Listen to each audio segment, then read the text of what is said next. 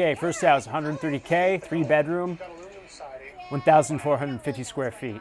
There, shutters, so it's symmetrical. Totally fleshed out all of this landscape. Exterior looks like it's in fairly good shape. We're off to a good start. Anything less than 3 bedrooms starts to get a little tricky unless you plan on adding a bedroom somewhere or including an addition. Not great. Interior doesn't look as bad as you might think. See, maybe a lot of this is going to be cosmetic. So new flooring, even though it's level. New drywall, new ceiling. So I think they're going to redo the flooring, although it does look like it's in pretty good shape. It's a darker color though, which is definitely outdated. Decent size though, really. Floors are messed up. They're level. Oh, okay. That looks like it needs a bit of work. Yeah. I would probably close off this wall, widen. All that old wood paneling. I mean, I'm a sucker for it. I like that kind of cabin style, but obviously it's not going to fit with their plan, I'm sure. Obviously, I can improve on what's here.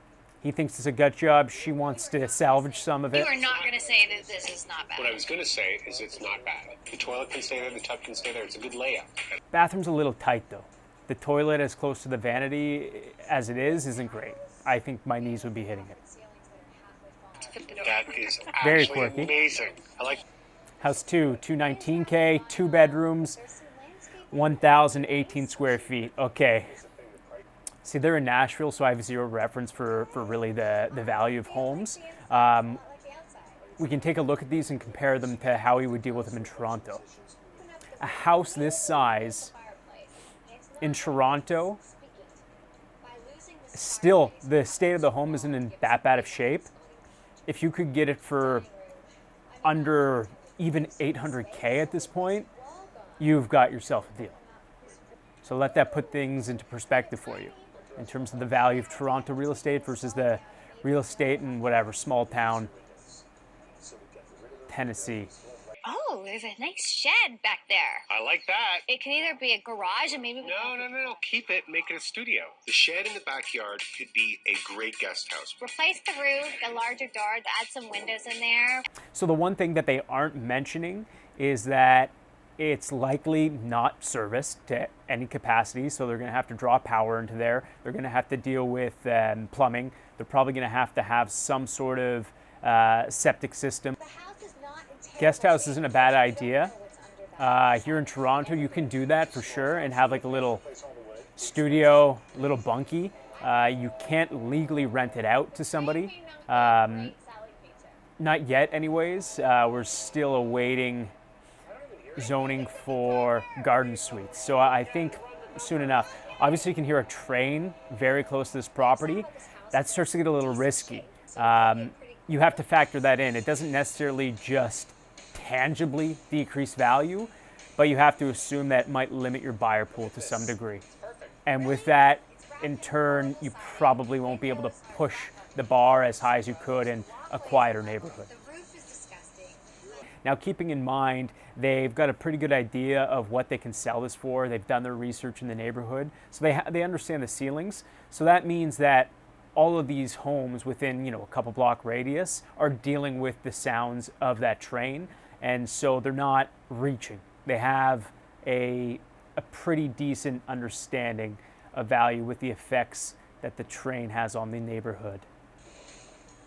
Okay, house number 3, 215K, 3-bedroom, 1,476. So this is the largest out of the 3 homes. I would go with number 1 or number 3, even though I haven't even seen this. I just feel like number 2 can be a little risky just due to the fact that it is such a small home. And you also don't understand right out of the gate what the density is, right? So there's only a certain amount of house that you can build on any given lot. So if that house is already taken up the majority of the allowance for the density, then you're kind of stuck. Of course, you could add a second floor, but then you need to understand whether or not the foundation can actually support that and whether or not that is actually the first one that's set precedent in the area or not. Tile. They must have had a sale on this stuff. Dealing with tile is so frustrating. It's like the amount of times you're so susceptible to just cutting yourself and like deep cuts. Everything. Look at this. That's real gold with a real diamond.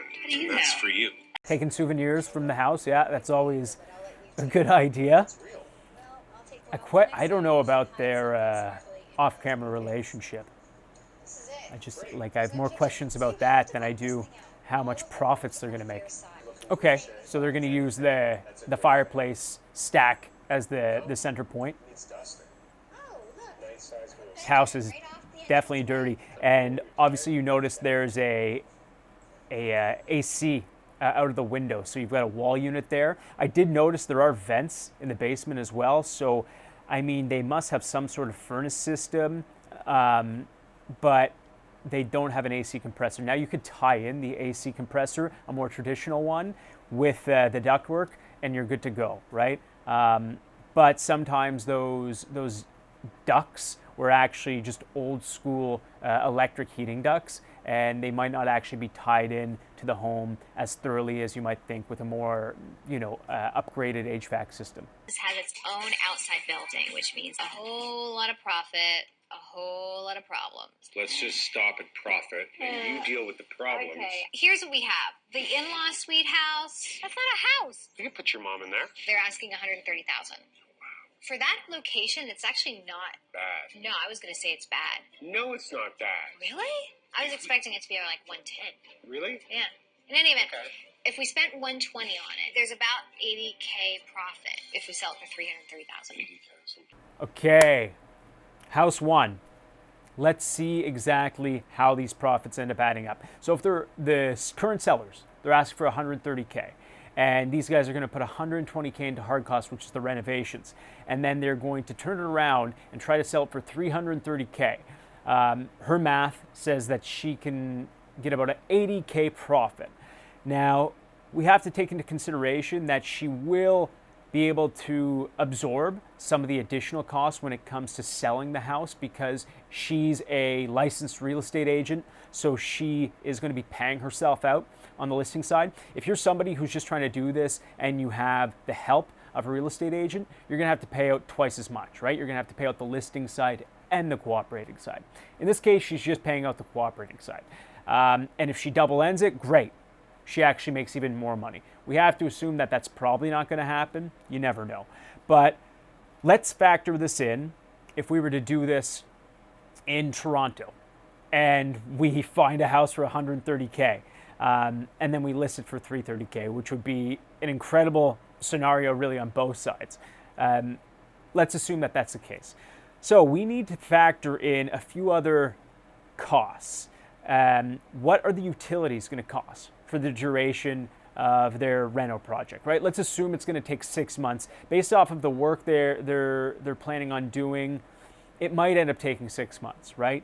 Maybe less, but let's go with that. So utilities are probably going to be around 1,000, maybe 1,500, depending on what they do, depending on the costs for the service providers. The lawyers on both purchasing and reselling are going to be about 3K all in all. Interest on this, let's assume that they actually buy this outright. Let's assume that they buy it cash. There's no mortgage that they need to deal with. Maybe they will get a loan for the construction, for the renos, but let's assume it's all good. So there's no interest to be paid. Let's assume that they have to pay insurance for the time that they're in there. Maybe they do an annual plan, maybe they cut it off halfway through, but say it's going to be, I don't know, $500 for the insurance. And then the commissions on this, if you were to just get an agent to help you and you're not an agent yourself and your husband's not a contractor, they're going to be just over 18 grand. 18 grand, $645. So after all of that said and done, what are your profits? Well, let's punch those in. You're dealing with profits of 53K, not 80K. So there's somewhere, and by the way, I didn't actually mention land transfer tax, which I'm not sure how theirs is dealt with in Nashville, but for ours, something like this would be just over 2K. So there's a bit of a discrepancy in those profits. Also, we need to factor in that once you deal with the profits here in Toronto or in Canada, and I believe in the States as well, you're going to have to deal with capital gains. So you're going to be taxed on 50% of those profits. So you're going to be taxed on about, whatever, 26K of that, and you're going to be taxed based off, probably they've got a corporation, so they're going to be taxed off of corporate guidelines. But in this case, they're probably going to only come out with probably 40K all in all. So that's half of what they're quoting. Interesting. So let's continue. So now we have that musician's house. It's Kind done. of feel like the inside is a lot like the outside. Like it's done. What I liked about that was the back building. What I didn't like about that is the big train in the back. They're asking $219,000. If we put $140,000 into it and sold it for $465,000, there's $106,000 in profit. Okay, so with this, what they're doing is they're literally just taking what they're going to list it at, what they're hoping to sell it at. So in this case, $465,000, and then they're reducing the asking price, what they're going to pay for it, and the reno budget, and getting them to the profits of $106,000. But there are other costs, once again, that we need to take into consideration. So there's just no possibility that you would, if you just did this math on a house anywhere in Toronto anyways, that would be your determined profits, right? So once again, once we factor in all additional costs, which are essentially our soft costs, things like reducing the property tax, right? Land transfer, once again, everything from the lawyers to the insurance to the commissions, of course, right? They haven't even mentioned commissions, so that one's a little funny to me.